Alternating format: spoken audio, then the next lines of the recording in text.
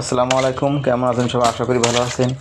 আজ আপনাকে দেখাবো যশোরের যশ খেজুরের রস। এই খেজুরের রস কিভাবে বের করা হয়। একটা খেজুর গাছই প্রাথমিকভাবে এটা দা দিয়ে যেটাকে আঞ্চলিকভাবে তোলা বলে বা পরিষ্কার করতে হয়। দেখুন কীভাবে বেগগুলো বা কাদিগুলো পরিষ্কার করছে। এই পরিষ্কার করার পরে সুন্দর করে চাষবে, তারপরে এর রস বের হবে।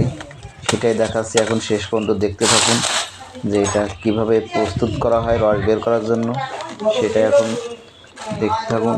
এগুলো খাদি ফেলতে ফেলতে একদম চূড়ান্ত মাথা পর্যন্ত ও খাদি ফেলে দেবে।